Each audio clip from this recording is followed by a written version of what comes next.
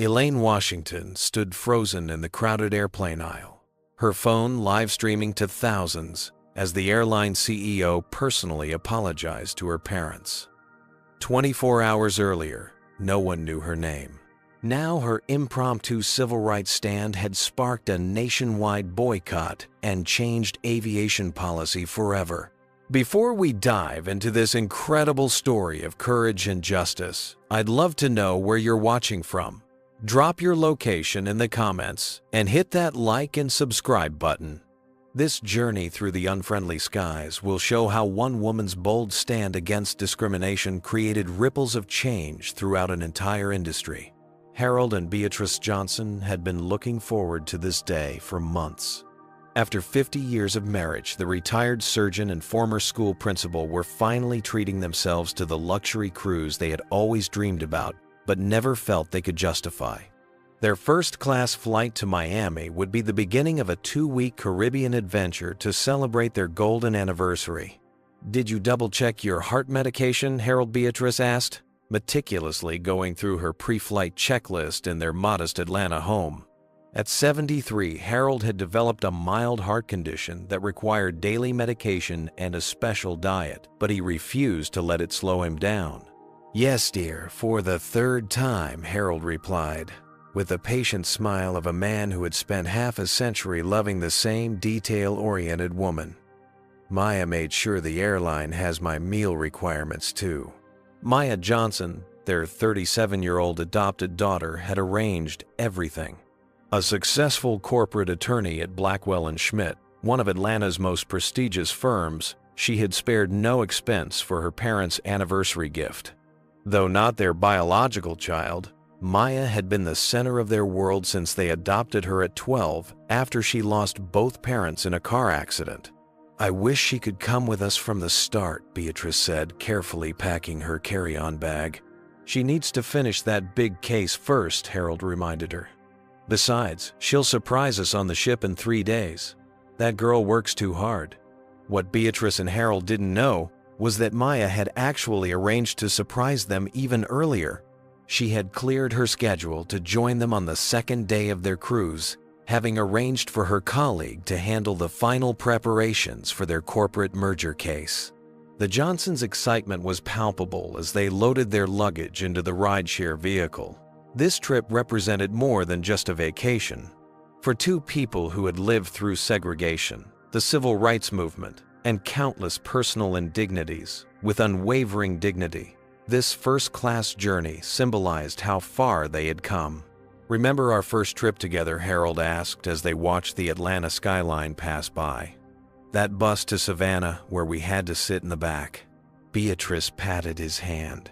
"And now look at us, flying first class to a luxury cruise. Times have changed." "Some things have," Harold nodded thoughtfully. "But not everything." Their driver, a young white man named Kyle, chatted amiably with them during the ride, asking about their trip and sharing stories about his grandmother who had recently celebrated her 80th birthday. The easy conversation reinforced their optimistic mood. Atlanta International Airport bustled with activity when they arrived.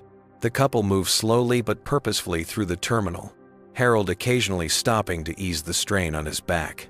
At the check-in counter, a friendly attendant greeted them warmly, efficiently processing their tickets and checking their bags through to Miami. "You're all set, Mr. and Mrs. Johnson. You have access to the premium lounge before your flight, and boarding will begin in about an hour at Gate C-17, the attendant explained, handing them their boarding passes with a genuine smile. In the exclusive lounge, they enjoyed complimentary refreshments and comfortable seating. Harold sipped a tomato juice while reviewing their cruise itinerary one more time. "Antigua St. Lucia, Barbados," he read aloud. "Maya really outdid herself planning this trip." "She always does," Beatrice replied, the pride evident in her voice. "That girl could have run a Fortune 500 company by now if she wanted." When boarding time arrived, they made their way to the gate where they were among the first passengers invited to board. The gate agent scanned their tickets and welcomed them aboard with professional courtesy. As they walked down the jet bridge toward the aircraft door, Beatrice squeezed Harold's hand. "Happy anniversary, Dr. Johnson," she whispered. "Happy anniversary, Principal Johnson," he replied with a wink. They stepped onto the plane with the hopeful anticipation of travelers embarking on the journey of a lifetime, completely unaware of the turbulence that awaited them. Not from weather, but from the darkest aspects of human nature that somehow still persisted at 35,000 feet. "Good afternoon," greeted the flight attendant stationed at the entrance of the aircraft. Her name tag identified her as Patricia. She checked their boarding passes and directed them left toward the first-class cabin. "Enjoy your flight." The Johnsons made their way to their assigned seats 2D and 2E in the second row of the spacious first-class section. Harold carefully stored their carry-on bags in the overhead compartment before helping Beatrice into the window seat and settling beside her. "These seats are so comfortable," Beatrice remarked, running her hand along the premium leather armrest. "I could get used to this." Their moment of appreciation was interrupted by another flight attendant approaching their row. According to her name tag, she was Rebecca Miller, a slim white woman in her mid-40s with blonde hair pulled back in a tight bun. Her smile appeared practiced rather than genuine. "Can I help you find your seats?" she asked, despite the obvious fact that they were already correctly seated. "We're right where we should be," Harold replied, politely handing her their boarding passes. "Seats 2D and 2E."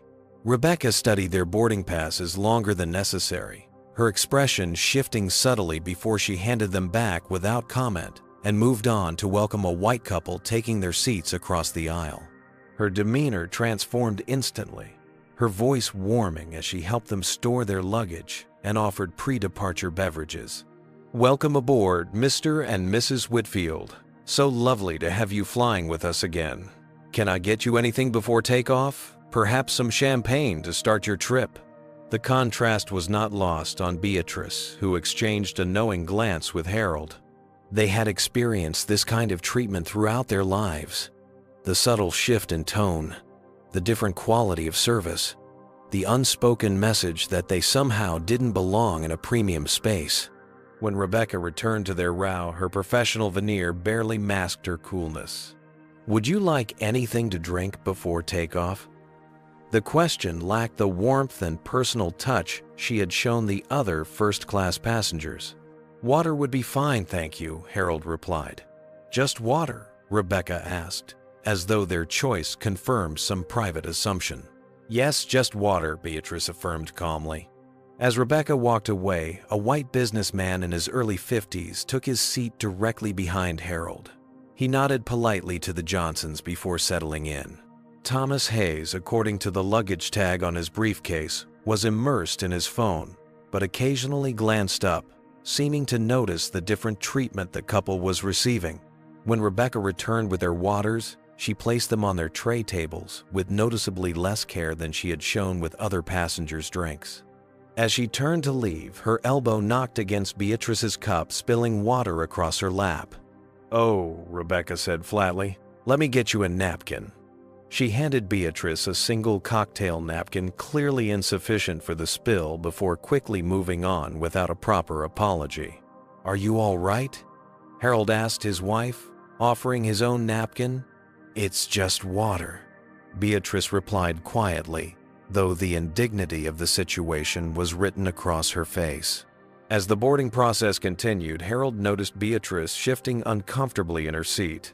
The chill of the cabin was pronounced, and he knew her arthritis often flared up in cold environments.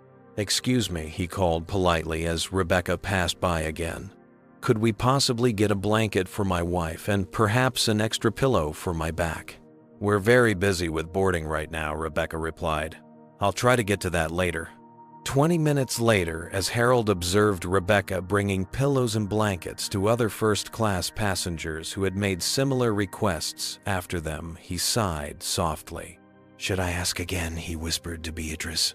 "Let's not make a fuss," she responded, the familiar phrase, a reflection of a lifetime of calculated decisions about when to speak up and when to endure. The white passenger seated behind them, Thomas Hayes, had been observing the situation with growing discomfort. When Rebecca passed by his seat, he signaled to her. "Excuse me, Hayes. Said I believe the gentleman in front of me requested some pillows and a blanket earlier." Rebecca's expression tightened. "I'll be with them shortly, sir," she replied with forced politeness before walking away. Several minutes later, she returned and wordlessly handed Harold a single pillow. No blanket was provided. "Thank you," Harold said, maintaining his dignity. "But we also requested a blanket for my wife. We seem to be running short on blankets in first class." "I'll check again later," Rebecca responded, though Beatrice could clearly see unused blankets on her cart. As the final boarding procedures were completed, Beatrice needed to use the restroom. She stood carefully and made her way toward the first-class lavatory at the front of the cabin. Before she could reach it, Rebecca stepped into her path. "The economy restrooms are available toward the rear of the aircraft," she stated, gesturing toward the back. "I'm seated in first class," Beatrice replied evenly, her soft southern accent belying her growing frustration. "This lavatory is currently being serviced," Rebecca claimed, though no service card or personnel were visible. A white passenger emerged from the supposedly serviced lavatory moments later, and Rebecca immediately allowed another white first-class passenger to enter without comment. When Beatrice returned to her seat after being forced to walk to the economy section, she and Harold exchanged whispers. "Are we being oversensitive?"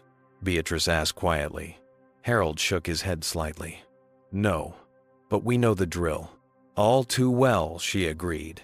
The familiar ache of discrimination settled over them as the aircraft prepared for departure. They had experienced it countless times before at restaurants and stores, at professional conferences. The Johnsons had built successful careers and raised a brilliant daughter while navigating a world that still, despite all progress, sometimes viewed their presence in certain spaces as an intrusion. Thomas Hayes continued observing the situation from his seat, his expression increasingly troubled as the pattern of differential treatment became impossible to ignore. He typed something into his phone, then placed it in airplane mode as the flight attendants prepared for takeoff. What should have been the beginning of a joyous celebration was already tainted by the persistent shadow of prejudice, a reality the Johnsons had hoped might finally be fading, but instead seemed to be following them even into the supposedly friendly skies. The seatbelt sign pinged off 45 minutes into the flight, and the first-class cabin burst into activity. Flight attendants moved efficiently through the cabin, preparing to serve meals and drinks. Rebecca distributed linen napkins and took drink orders from passengers, her demeanor warm and engaging with everyone except the Johnsons. When she finally reached their row, her smile vanished. "What would you like to drink?" "Cranberry juice, please," Beatrice replied. "I'd like to confirm my special meal," Harold added. "I pre-ordered a low-sodium option for my heart condition." Rebecca frowned slightly. "I don't have any record of a special meal request for you." Harold reached for his phone and pulled up his confirmation email. "I have the confirmation right here.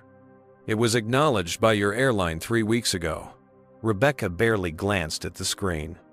"Our meal service is prepared before boarding.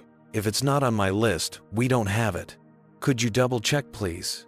Harold asked, his voice remaining steady and polite despite his growing concern. His medication needed to be taken with food, and the timing was important for managing his condition. "Sir, I've already told you we don't have it," Rebecca replied, her tone sharpening. "You'll have to choose from our regular menu options." "The confirmation shows the airline received and confirmed my request." Harold persisted calmly. "Could I perhaps speak with the lead flight attendant about this issue?" Rebecca's posture stiffened.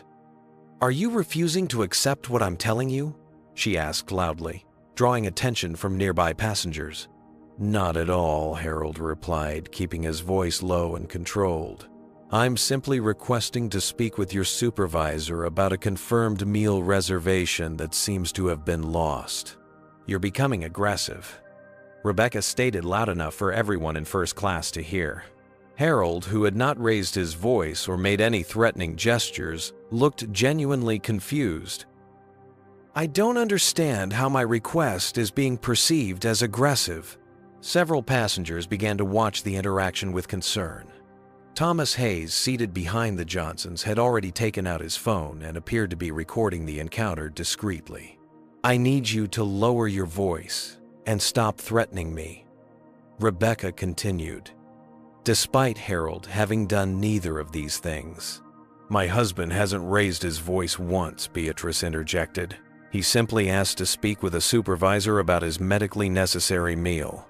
Ma'am, please don't get involved, Rebecca snapped. This situation is already escalating. By now, the lead flight attendant, a man in his 30s whose name tag read Michael Parker, approached their row. What seems to be the problem here, he asked, looking directly at Rebecca rather than at the Johnsons. These passengers are being combative about a special meal they claim to have ordered, Rebecca explained before either Johnson could speak. I've explained we don't have it, and now they're refusing to choose a regular meal and making demands. That's not accurate, Harold began. We simply... Sir Michael interrupted. I need you to calm down. He is calm, Beatrice insisted. We both are. We're trying to resolve a simple misunderstanding about a meal confirmation. Michael barely acknowledged Beatrice's statement. Rebecca has been with this airline for 15 years. If she says there's no special meal for you, then there isn't one. But I have the confirmation right here, Harold said again, offering his phone. Sir, please put your phone away, Michael instructed. Filming crew members is against airline policy. I'm not filming anyone, Harold clarified. I'm showing you the meal confirmation email from your airline. By now, other first-class passengers had begun to murmur among themselves. Thomas Hayes stood up from his seat. Excuse me, he said, addressing Michael. I've been observing this situation, and these passengers have been nothing but polite. They're simply trying to address a legitimate concern. Sir, please return to your seat, Michael replied curtly. This doesn't involve you. Actually, as a Diamond Medallion member who flies with this airline weekly, I think it does, Hayes countered. What I'm witnessing appears to be discriminatory treatment. Michael's expression hardened. No one is being discriminated against. We're dealing with disruptive passengers according to protocol. They haven't been disruptive at all, another passenger, a woman in her 40s, chimed in. They've been incredibly patient, despite being treated poorly since boarding. Rebecca stepped away briefly and picked up the cabin phone. After a hushed conversation, she returned to Michael's side and whispered something to him. He nodded and then faced the cabin. Ladies and gentlemen, I apologize for the disruption. The captain has requested that we address this situation immediately to ensure everyone's safety and comfort. What situation? Harold asked, genuinely confused. We simply asked about a confirmed special meal. Rebecca's voice came over the public address system. Attention in the cabin. We need assistance in first-class priority, level 3. The coded announcement sent a chill through Beatrice.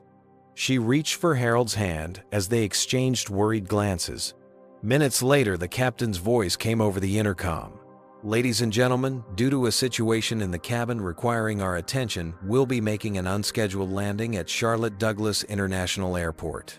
Please remain seated with your seatbelts fastened. Flight attendants, prepare for landing.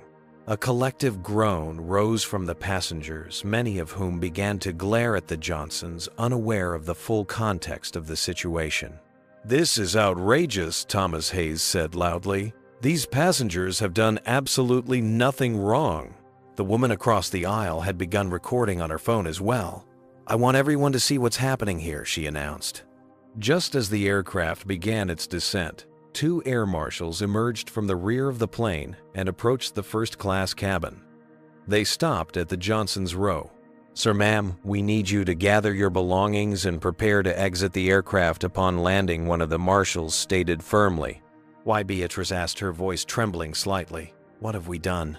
We've received reports of disruptive behavior threatening the safety of this flight, the marshal replied. Harold sat perfectly still, his face a mask of dignity masking deep hurt. We've done nothing disruptive or threatening.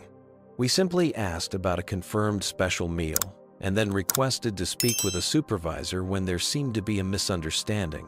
Multiple witnesses can confirm that Thomas Hayes interjected holding up his phone.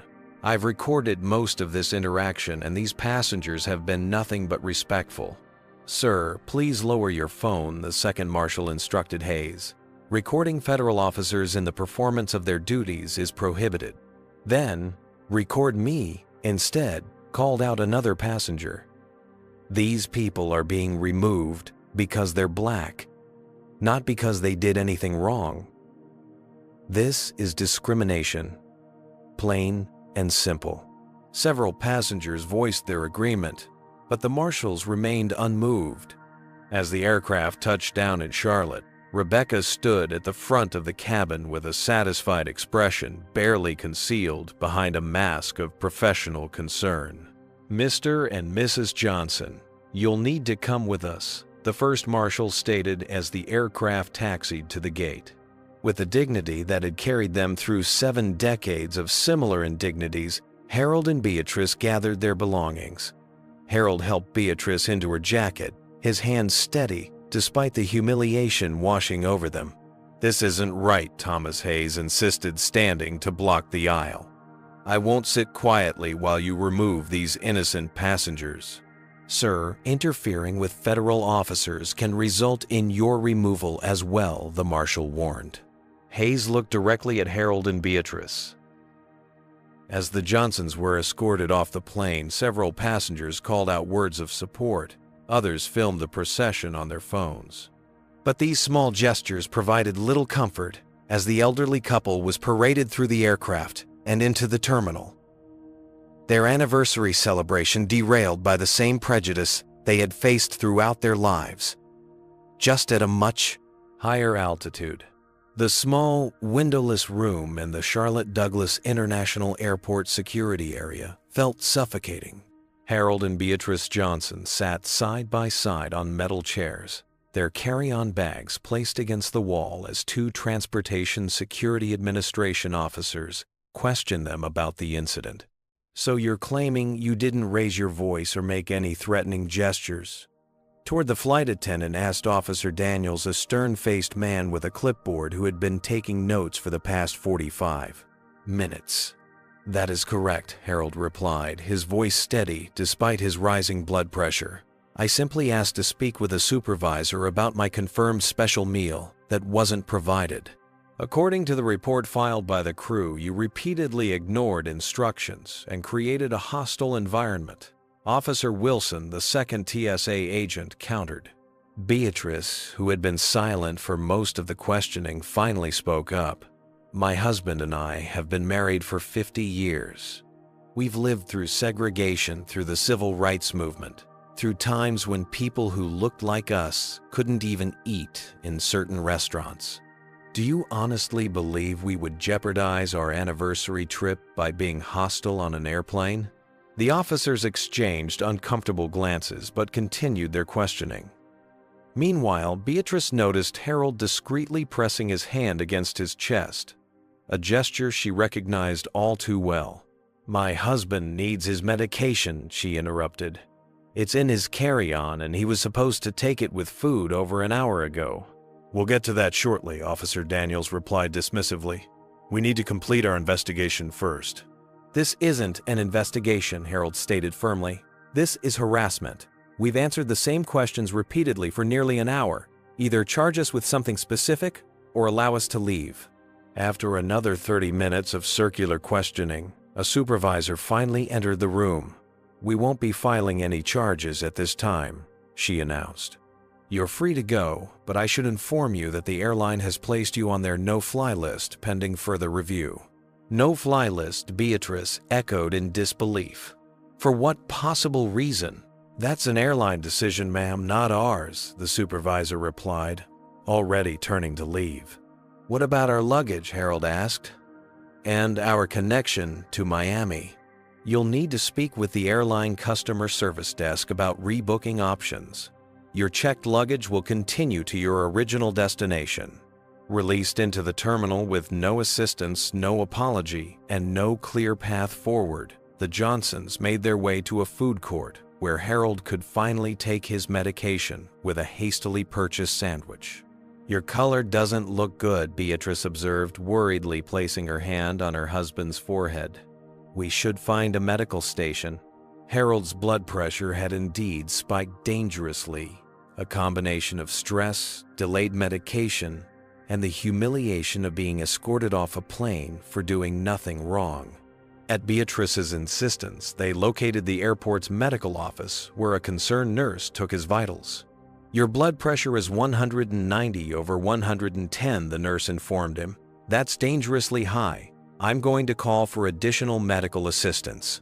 As Harold received emergency treatment to lower his blood pressure, Beatrice stepped outside to make a phone call, her hands shaking as she dialed their daughter's number.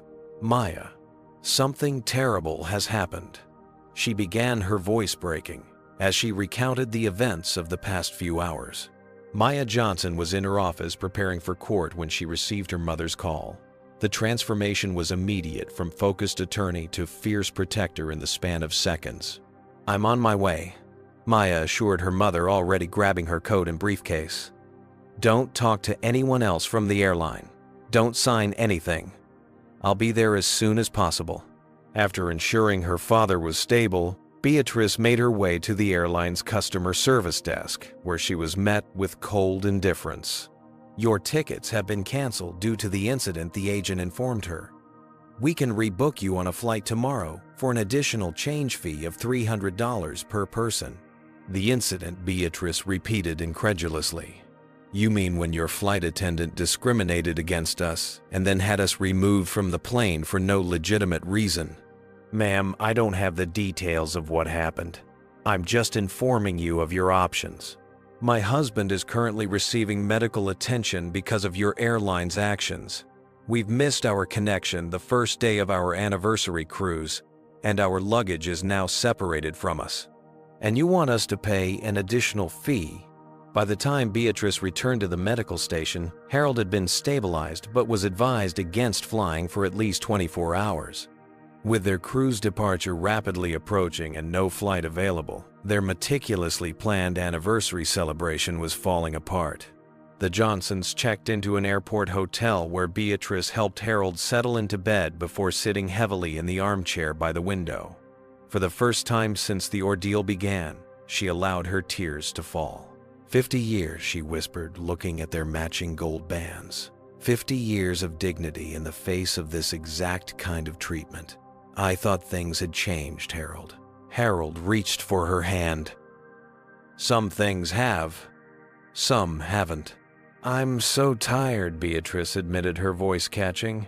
So tired of having to be twice as polite, twice as patient, twice as perfect, just to be treated with basic human decency. As Beatrice sat beside her husband in that impersonal hotel room, their anniversary cruise sailing without them, videos of their removal from the aircraft were already spreading across social media platforms. Thomas Hayes had posted his footage with a detailed account that contradicted the airline's official statement about disruptive passengers. The hashtag number Justice for Johnsons began trending as more passengers from the flight shared their recordings and testimonies. By evening, the story had been picked up by several news outlets with headlines questioning the airline's treatment of the elderly black couple. Meanwhile, Maya had been busy during her flight to Charlotte. Using her legal expertise and network of contacts, she had already begun building a case against the airline, documenting every aspect of the discrimination her parents had faced. She had also reached out to her journalist friend Aisha Robinson, who worked at a major news network, ensuring that the story would receive proper coverage. Do you believe what happened to the Johnsons is still common in America today? Comment number 1. If you think racial discrimination in customer service is still widespread, or number 2, if you think this was just an isolated incident. Make sure to hit that like button and subscribe to our channel for more stories that expose injustice and celebrate those who stand against it. What would you do if you witnessed discrimination like this on a flight? Would you speak up like Thomas Hayes did, or would you stay silent? And what do you think Maya will do next to fight for her parents' dignity and rights? The airline has no idea what's coming their way, but they're about to learn a powerful lesson about messing with the wrong family. Maya Johnson strode through the Charlotte Airport terminal with the focused intensity that had made her one of the most formidable attorneys in Atlanta. Her tailored suit and confident gait caused people to step aside, unconsciously sensing the determination radiating from her 5'8" frame. She found her parents in their hotel room, her father resting in bed while her mother sat vigilantly nearby.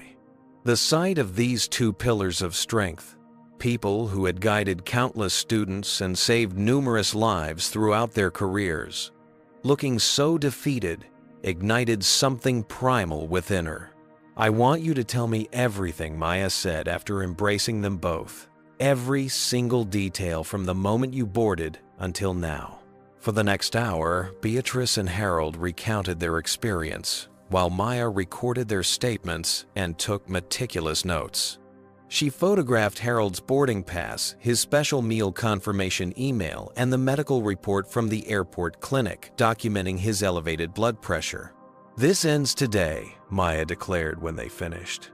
"Not just for you, but for everyone who's ever been treated this way." She made a quick call to her colleague Jackson Williams, requesting that he join her in Charlotte immediately with the case files she needed. As one of the few other black attorneys at her firm, Jackson understood implicitly the significance of what she was undertaking. "I've already pulled precedents on similar discrimination cases," Jackson told her over the phone. "I'll be on the next flight out." Maya's multi-pronged strategy took shape quickly. First, the legal approach. She would file complaints with the Federal Aviation Administration, the Department of Transportation, and the airline itself. Second, media pressure. Her friend Aisha Robinson was already preparing an investigative report for her network. Third, corporate leverage. Maya would mobilize her extensive network of high-profile clients and contacts to apply pressure from within the business community. While waiting for Jackson's arrival, Maya created a dedicated hashtag campaign number, Flying While Black. Within hours, thousands of similar stories began pouring in, revealing a pattern of discrimination that extended far beyond her parents' experience. The airline's initial response came that evening through a terse press statement. "Regarding the incident on Flight 3762, our crew members followed standard protocol for addressing disruptive passengers. The safety and comfort of all passengers is our top priority, and we stand by the actions of our professional team members. We cannot comment further on an ongoing investigation." Maya read the statement aloud to her parents, her voice steady, but her eyes flashing with determination. "They're trying to paint you as troublemakers. Standard corporate defense: deny, deflect, and wait for the story to blow over." She set her phone down. They have no idea who they're dealing with. By morning, Jackson had arrived with the case files Maya had requested. Together, they set up a makeshift office in the hotel room. "I've been researching this flight attendant," Rebecca Miller Jackson reported. "She has multiple passenger complaints in her file, 3 of them specifically from minority passengers, alleging discriminatory treatment." Maya nodded, unsurprised. "And the airline's response to those complaints?" "Dismissed for insufficient evidence in each case," Jackson replied. "But here's where it gets interesting. She's the niece of a senior vice president at the airline. That might explain the protective treatment." This information only strengthened Maya's resolve. She spent the next several hours on conference calls with civil rights organizations, while Jackson compiled testimonies from passengers who had witnessed the incident and were willing to go on record. Meanwhile, Aisha Robinson's preliminary report aired on the evening news, featuring interviews with Thomas Hayes and 2 other passengers from the flight, who corroborated the Johnsons' account. "The airline contacted me 3 times trying to get me to retract my statement," Hayes told Aisha on camera. "They even offered me bonus miles and upgrade certificates. But I won't be silenced about what I saw. It was textbook discrimination, plain and simple." The report also included footage from several passenger videos showing Harold and Beatrice being escorted off the plane despite having done nothing wrong. The contrast between their dignified bearing and the unjust treatment they received resonated with viewers nationwide. Maya helped her parents file formal complaints with the FAA. An airline documenting every detail of the incident and citing specific violations of federal transportation regulations. She also prepared the groundwork for a potential civil rights lawsuit, though she hoped it wouldn't come to that. Litigation is a last resort, she explained to her parents. The discovery process would be intrusive, and trials can drag on for years. My goal is to force accountability and systemic change through pressure and negotiation. That evening, Maya arranged for her parents to continue their journey, though not as originally planned. A competing airline, sensing a public relations opportunity, offered the Johnsons complimentary first-class tickets to Miami. "You should still enjoy your anniversary cruise," Maya insisted as she helped them pack. "I'll handle everything else from here." "We raised a warrior," Harold said, proudly embracing his daughter. "You taught me to fight the good fights," Maya replied, her voice thick with emotion. "Now let me fight this one for you." After seeing her parents off, Maya returned to the hotel to find Jackson had made a significant discovery. Through a contact at the airline, he had obtained internal documents showing that the company's diversity training program had been drastically reduced over the previous 2 years as a cost-cutting measure. They eliminated mandatory bias training for experienced staff, Jackson explained. Rebecca Miller hasn't had any cultural sensitivity training in over 3 years. "So we have a systemic failure on top of individual discrimination," Maya noted, adding this information to their growing file. Her phone rang. It was Dennis Wilson, the airline CEO, finally responding to her multiple contact attempts. "Miss Johnson, I understand you're upset about your parents' experience," he began, his tone carefully measured. "We'd like to offer them our sincere apologies and compensation in the form of travel vouchers and bonus miles." "Mr. Wilson," Maya replied coolly, "I'm not calling as a concerned daughter, though I certainly am that. I'm calling as an attorney preparing to file a class action lawsuit against your airline for a documented pattern of discriminatory practices that violate federal transportation regulations and civil rights laws." A long silence followed before Wilson spoke again. "I'm sure we can resolve this without resorting to legal action. What exactly are you looking for?" "Justice, accountability, and systemic change," Maya answered. "And none of those things begin with travel vouchers or confidential settlements." After ending the call, Maya turned to Jackson. "They're worried, but not worried enough. Time to escalate." The next morning, Maya executed the boldest move in her strategy. She booked a first-class ticket on the exact same route her parents had attempted to fly, requesting a seat in Rebecca Miller's service section. Through contacts provided by supportive flight attendants from other crews, she had confirmed that Rebecca was indeed working that flight. As Maya boarded the aircraft, she felt a calm determination settle over her. This wasn't just about her parents anymore, it was about every person who had ever been made to feel less than human because of the color of their skin. It was about changing a system that still allowed such treatment to occur without consequences. What she didn't know was that her live stream of what would happen next would change airline policy forever. By the time Maya boarded her strategic flight, the story of Harold and Beatrice Johnson had become a national talking point. Number Flying While Black trended across social platforms, with thousands sharing similar experiences of discrimination in air travel. Major news outlets had picked up the story, featuring interviews with passengers who witnessed the incident. Celebrity figures with large social media followings began amplifying the Johnson story. A prominent film director tweeted, "I've flown this airline for years. Not anymore. Number Flying While Black."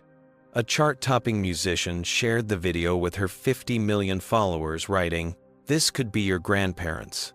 This is America in 2023. Number Flying While Black."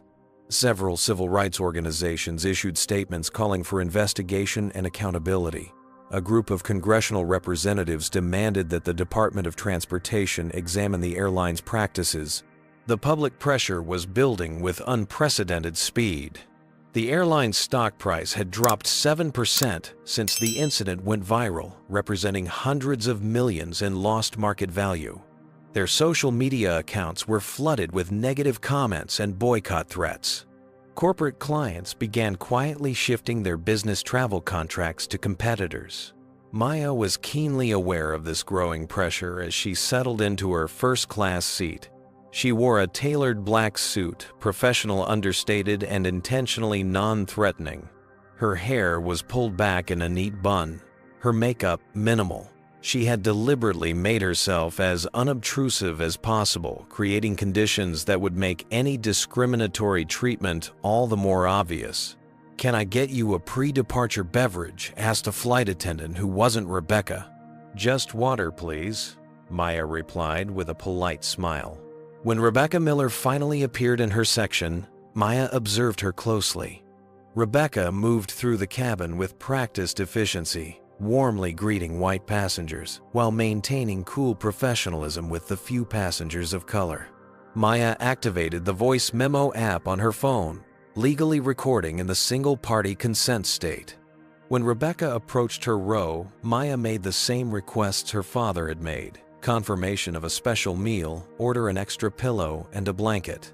Predictably, Rebecca's response lacked the warmth she'd shown to other passengers. "We're very busy with boarding right now. I'll check on that later." Just as her parents had experienced, Maya watched as Rebecca promptly fulfilled similar requests from white passengers seated nearby. Thomas Hayes had been right.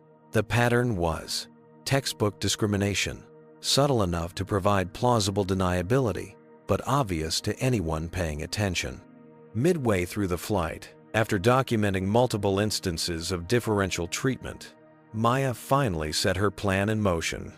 She pressed the call button, waiting patiently as Rebecca deliberately attended to other passengers first.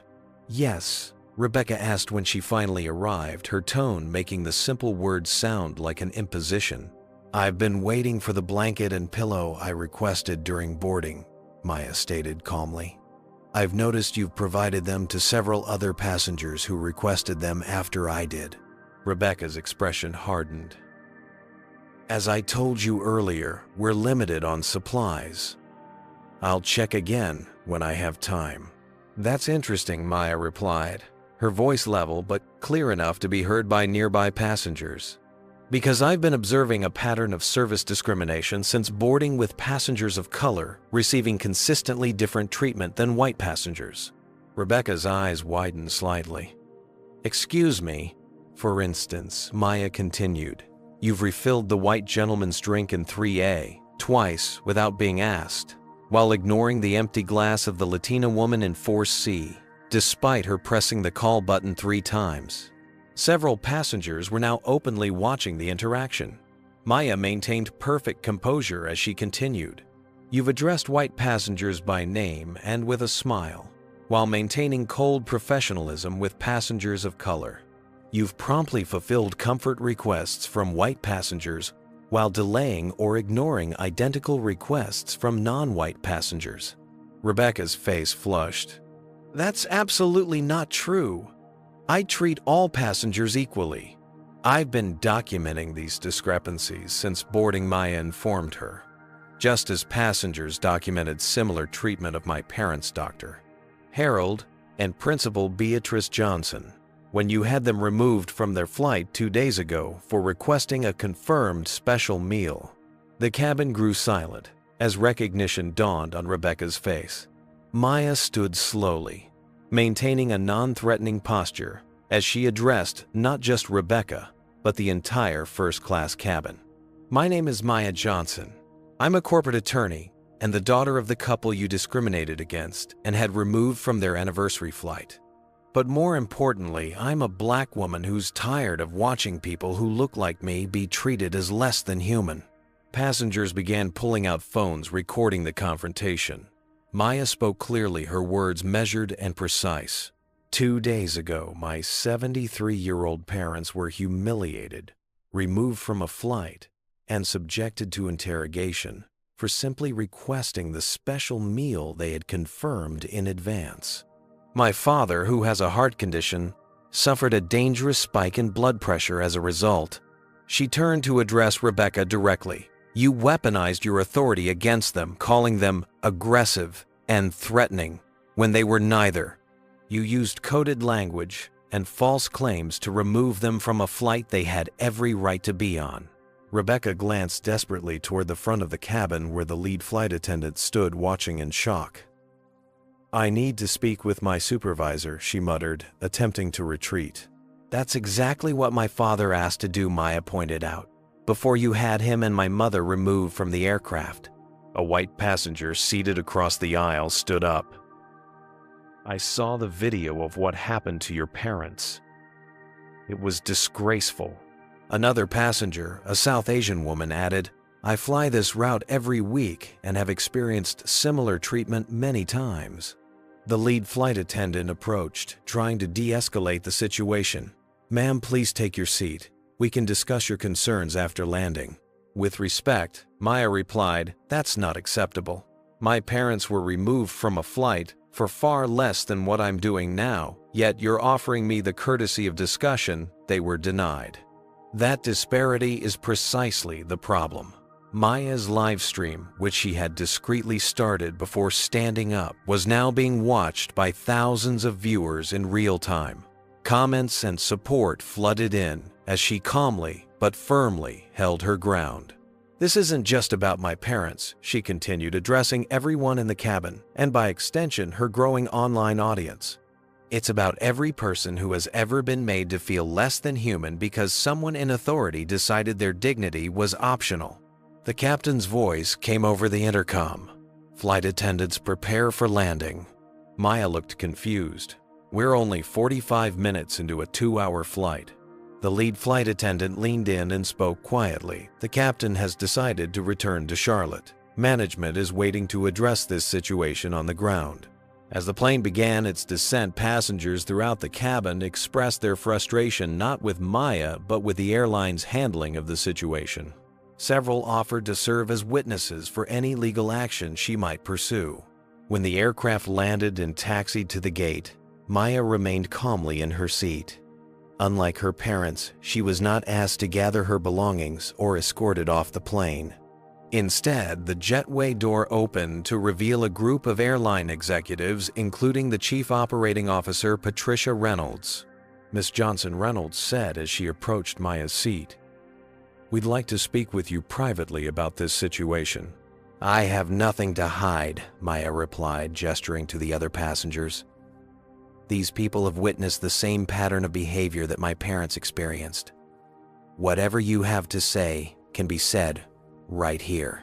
Reynolds glanced uncomfortably at the phone, still recording the interaction. We take these allegations very seriously and want to assure you we're launching a full investigation. An investigation would have been appropriate before my parents were removed from their flight, Maya pointed out. Instead, they were treated as guilty without evidence or due process. As passengers began to deplane, many stopped to express support to Maya and share contact information, offering to provide statements about what they had witnessed. Thomas Hayes, who had been in contact with Maya since her parents' incident, had arranged for journalists to be waiting in the terminal.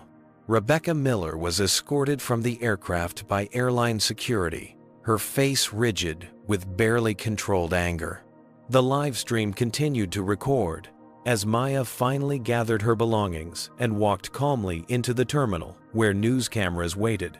The airline's carefully crafted narrative was crumbling in real time, and the executives knew it. What had begun as one couple's humiliating experience had evolved into a nationwide movement calling out decades of normalized discrimination. And Maya Johnson was just getting started.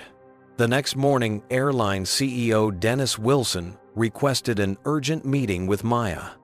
She agreed, but on her terms. The meeting would take place at her parents' hotel with Thomas Hayes and 3 other witnesses present.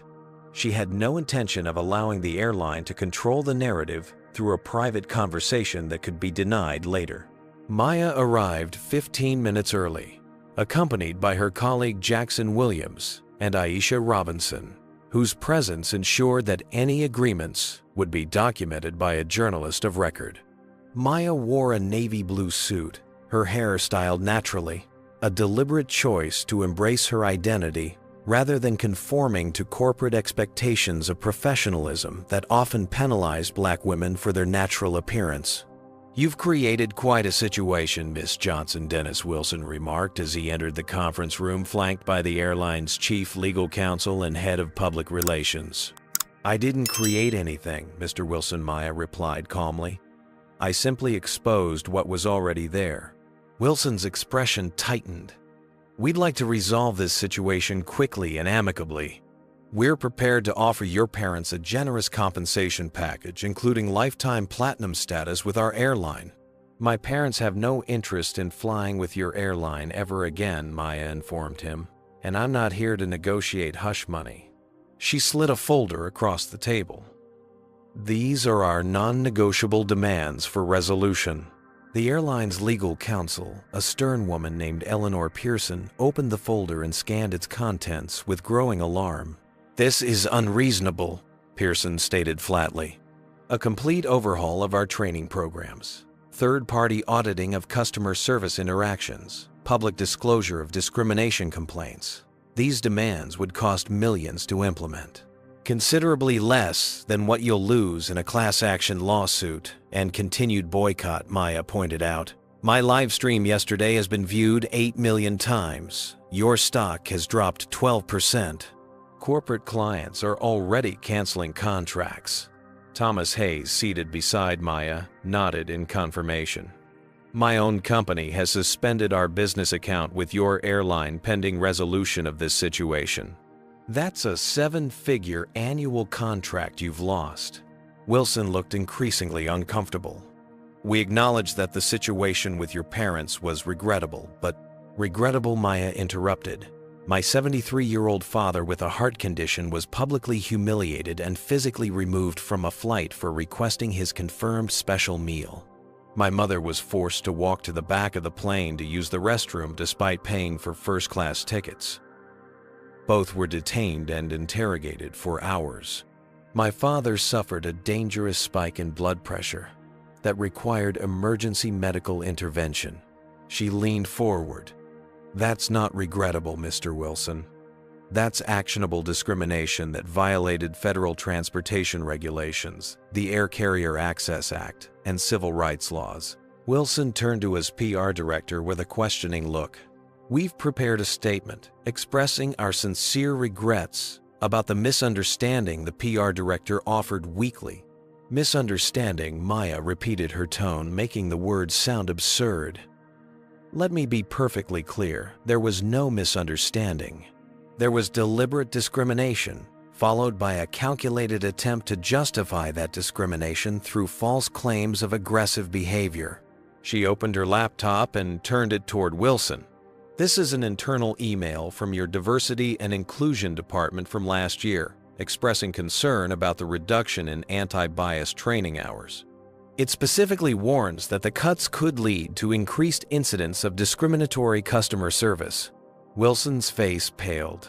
"How did you get that?" "I have my sources," Maya replied. "Just as I have sources who provided documentation of 17 similar incidents in the past year alone, all involving the same pattern: passengers of color being removed from flights for normal customer service requests that were characterized as aggressive or threatening." The airline executives exchanged concerned glances. Maya pressed her advantage. "Here's what's going to happen," she stated with quiet authority. "You're going to implement every demand in that folder. You're going to issue a public apology to my parents that acknowledges the discriminatory treatment they experienced. You're going to terminate Rebecca Miller's employment, along with any managers who enabled her pattern of behavior.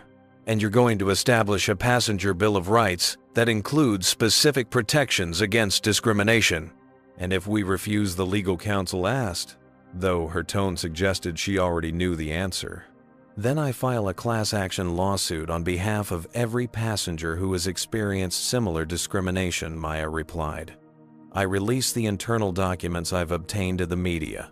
And I continue the public campaign that's already cost you hundreds of millions in market value." She closed her laptop. "I'm not just an angry daughter, though. I certainly am that.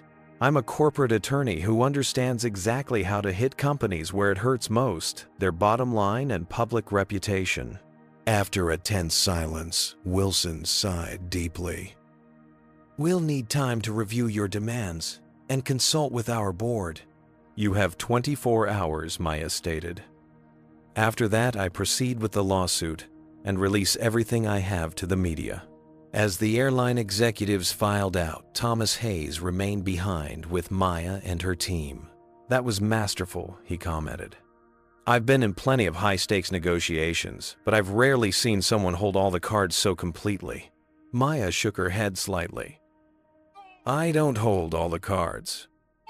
What I have is the truth and the moral high ground. Sometimes that's enough." Later that evening, Maya received word that the airline's board of directors had called an emergency meeting. By morning, they had agreed to implement every one of her demands, with minor modifications to the timeline for rolling out the new training programs. The public apology came first. A video statement from Dennis Wilson personally apologizing to Harold and Beatrice Johnson for the discriminatory treatment they experienced. He acknowledged that the incident reflected systemic issues within the company culture and announced a comprehensive plan to address those issues. Rebecca Miller and 2 supervising managers were terminated. The airline announced a partnership with civil rights organizations to completely revamp their diversity training and customer service protocols. And most significantly, they agreed to establish an independent review board to assess discrimination complaints with findings to be published quarterly. Maya had achieved everything she set out to do. But as she watched the airline's stock begin to recover following the announcement of these changes, she understood that the real victory wasn't in punishing the company, it was in transforming it. "You've created a template that other industries could follow," Aisha Robinson told her during an interview for her network. "This isn't just about airlines anymore. It's about holding any company accountable for how they treat people of color." Maya nodded thoughtfully. "That was always the goal. My parents spent their careers helping others, my father as a surgeon, my mother as an educator. They taught me that true justice isn't about vengeance, it's about creating positive change." What neither Maya nor the airline executives could have anticipated was how quickly that change would spread beyond a single company to transform an entire industry's approach to bias and discrimination. 3 days after the airline agreed to Maya's demands, she received an unexpected phone call from Dennis Wilson.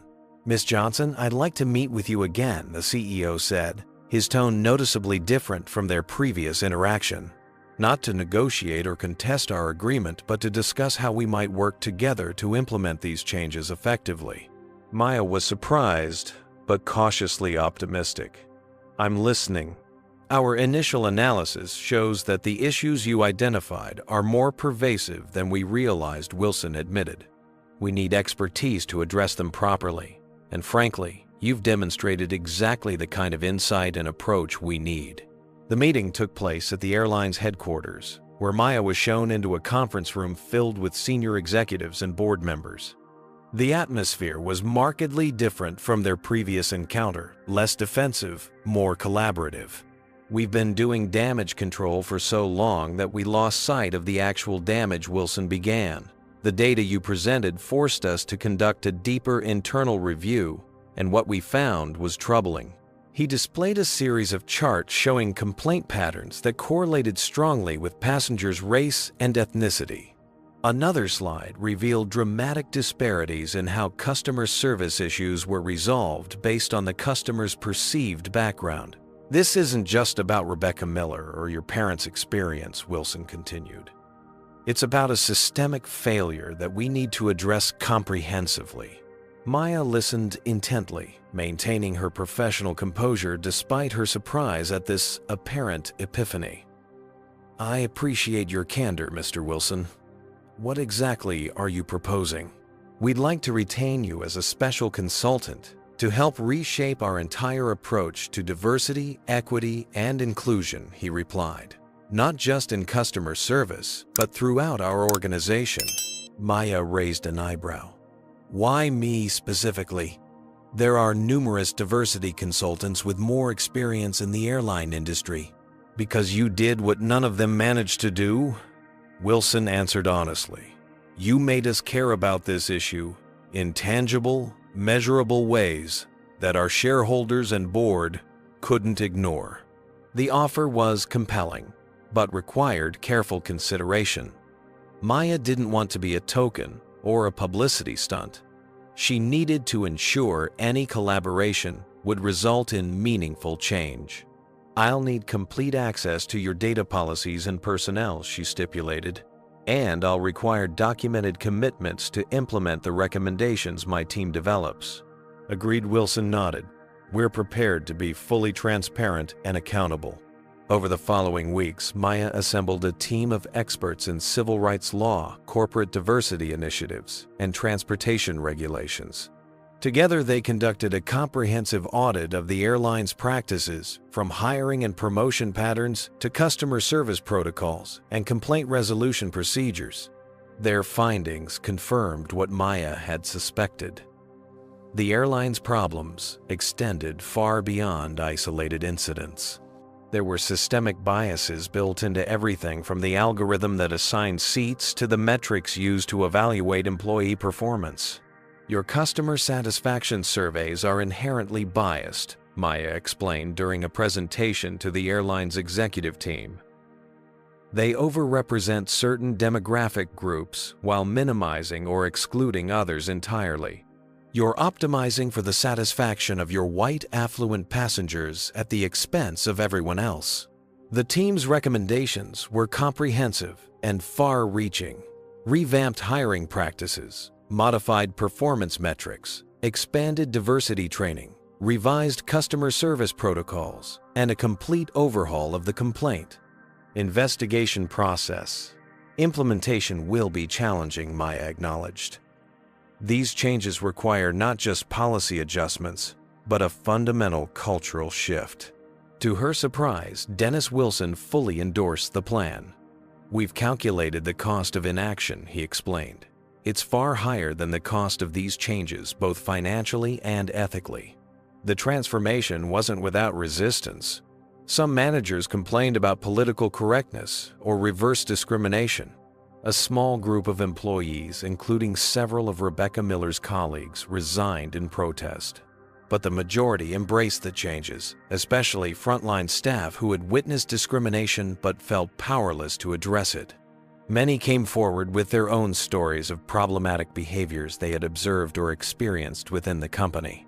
I've been watching passengers of color get worse treatment for years, one flight attendant confided to Maya, but whenever I reported it, I was told I was being too sensitive or making trouble.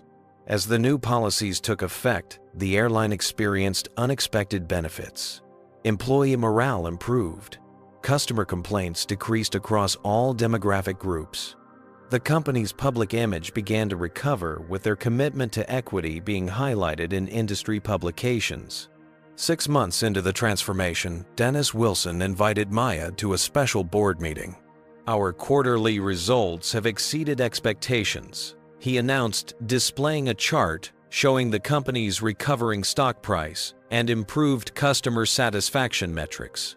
The changes you helped implement haven't just been morally right, they've been good for business. Maya nodded, unsurprised. Treating all customers with dignity and respect tends to be profitable. As word of the airline's transformation spread throughout the industry, Maya began receiving calls from other companies facing similar issues. The Department of Transportation launched an investigation into discriminatory practices across all major airlines, using the standards Maya had helped establish as a benchmark. Congressional representatives invited her to testify about transportation equity issues, leading to proposed legislation that would strengthen passenger protections against discrimination. Civil rights organizations recognized her work with awards and speaking engagements. But for Maya, the most meaningful outcome wasn't the professional recognition or the industry-wide impact. It was the private moment when her father called to tell her about his experience on a recent flight. "The flight attendant knew my name, Maya Harold," said his voice thick with emotion. "Not because I told her, but because they've included our story in their training.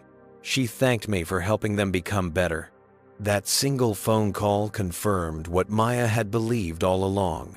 True justice wasn't about punishment or retribution. It was about transformation, changing systems and cultures so that the indignities her parents had suffered would not be repeated for the next generation. The airline that had once removed her parents from a flight had become a model for industry-wide reform.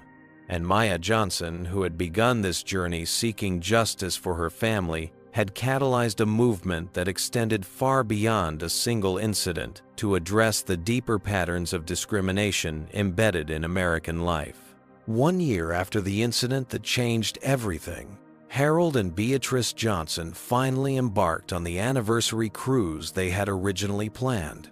This time they flew first class on the very airline that had once removed them personally, escorted by customer service directors who ensured every aspect of their journey was perfect.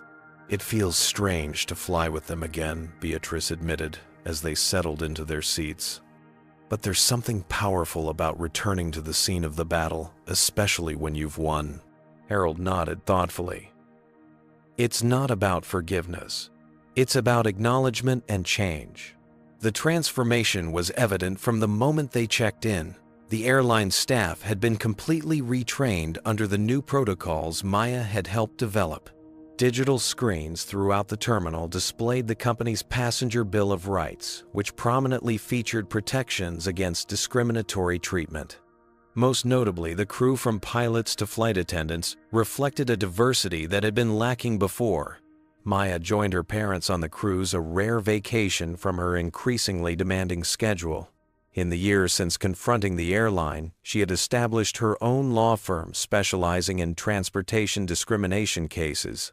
What began as a daughter's righteous anger had evolved into a thriving practice with national influence. "I never imagined my retirement would involve becoming a civil rights case study," Harold joked, as they sat on the cruise ship's deck watching the sunset over the Caribbean. "You always were an overachiever," dear Beatrice teased, squeezing his hand. Maya smiled at her parents' banter, grateful for their resilience and wisdom. "You two taught me everything I needed to know about standing up with dignity. I just applied your lessons on a larger scale." Their family moment was interrupted by a young couple who approached tentatively. "Excuse me," the woman said. "Are you the Johnsons from the airplane incident?" Harold nodded, accustomed to such recognition by now. "I just wanted to thank you," the woman continued. "My parents experienced something similar last year, but because of the changes your daughter helped implement, they received a completely different response." The crew member was immediately removed from the flight, and the airline provided full compensation and a sincere apology. Such encounters had become common for the Johnson family. Their experience had resonated with countless others who had suffered similar indignities in silence, believing there was no recourse. Back in Atlanta, Thomas Hayes had partnered with Maya to establish the Transportation Equity Initiative, a nonprofit organization dedicated to documenting and addressing discrimination in all forms of public transportation. What began as his spontaneous act of allyship on that fateful flight had evolved into a committed advocacy role. "I never fully understood the reality of traveling while Black until I witnessed it firsthand," Hayes explained during a fundraising event for the initiative. "Once you see it, you can't unsee it, and you can't remain silent." The impact extended far beyond a single airline or incident. The Department of Transportation had implemented new industry-wide regulations requiring standardized training, transparent reporting of discrimination complaints, and independent auditing of customer service interactions.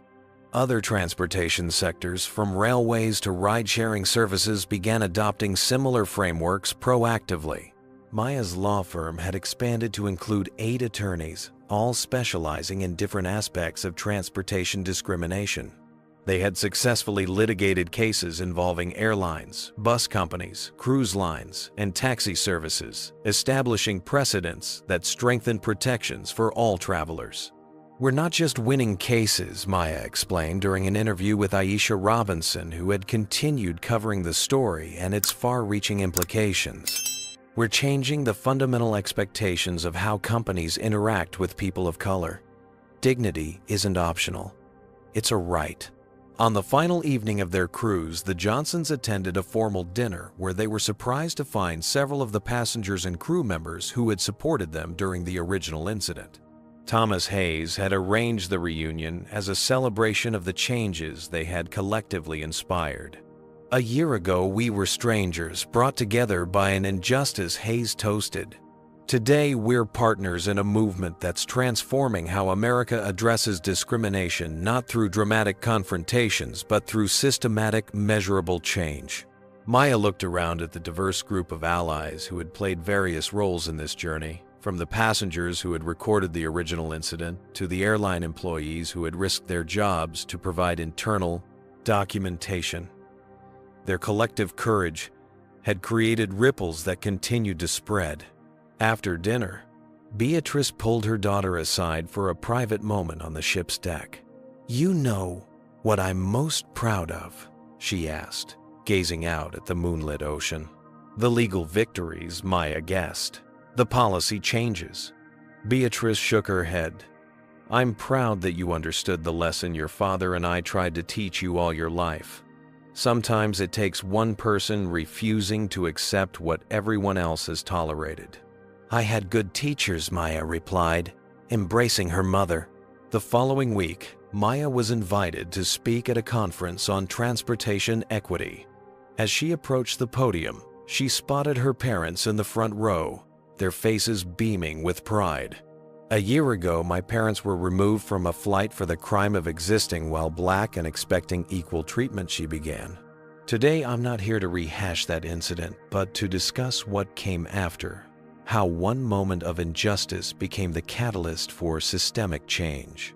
She paused, scanning the room filled with industry executives, government officials, and civil rights advocates.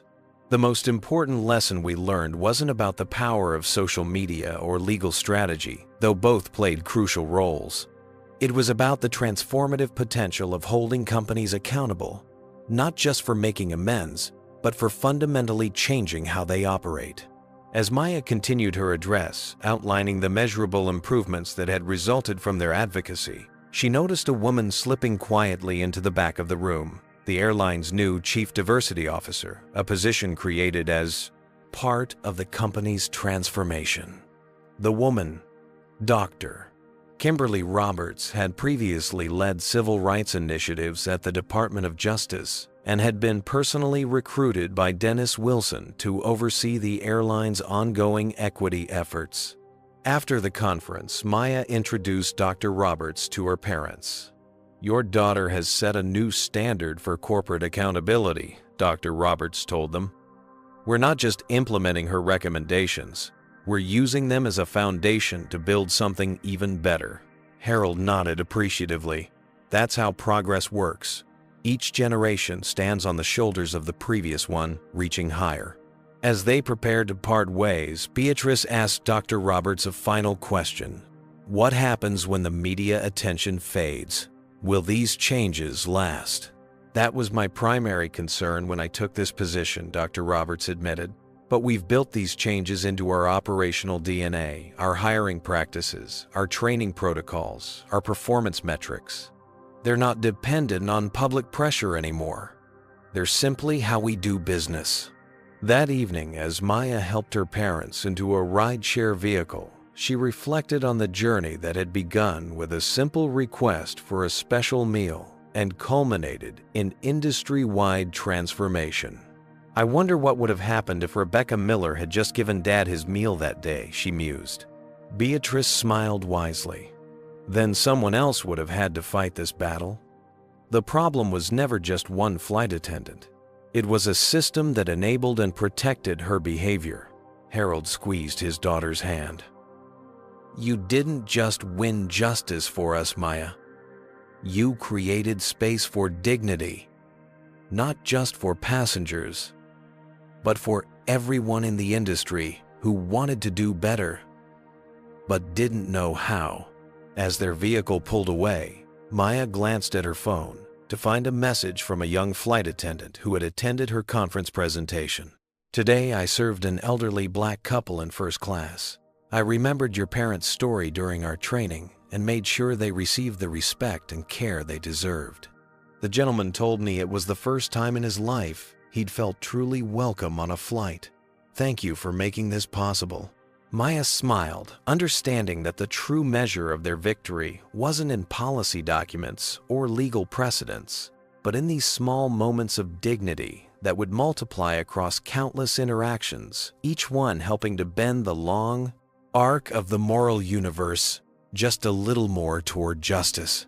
The story of the Johnson family teaches us that confronting discrimination requires both personal courage and strategic action. When faced with injustice, it's not enough to simply endure with dignity. We must also hold systems accountable. Maya succeeded not because she sought revenge, but because she identified the structural problems behind her parents' experience and pushed for comprehensive solutions. True change happens when we refuse to accept discriminatory treatment as normal.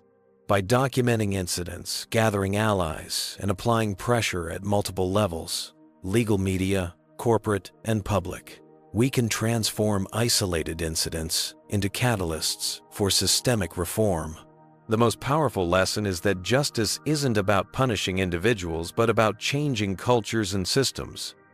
Rebecca Miller was merely a symptom of deeper organizational failures.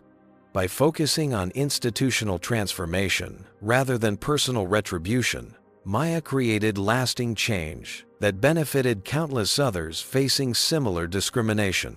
Remember that allyship matters. Thomas Hayes' decision to speak up made a critical difference. Sometimes the most powerful thing we can do is simply bear witness and refuse to remain silent when we see injustice happening around us. Has discrimination ever touched your life or the lives of your loved ones? How did you respond? If you've witnessed discrimination, did you speak up or stay silent? Share your experiences in the comments below. Your story could inspire others to take action. If this story resonated with you, please hit that like button and subscribe to our channel for more powerful narratives about everyday people creating extraordinary change. By sharing this video, you help spread awareness about discrimination and how we can effectively combat it together. Thank you for joining us on this journey of courage, perseverance, and transformative justice. Remember, as Beatrice Johnson wisely said, sometimes it takes one person refusing to accept what everyone else has tolerated. Whether you're facing discrimination yourself or witnessing it happen to others, your voice and actions matter. Until next time, may we all travel through life with dignity and respect.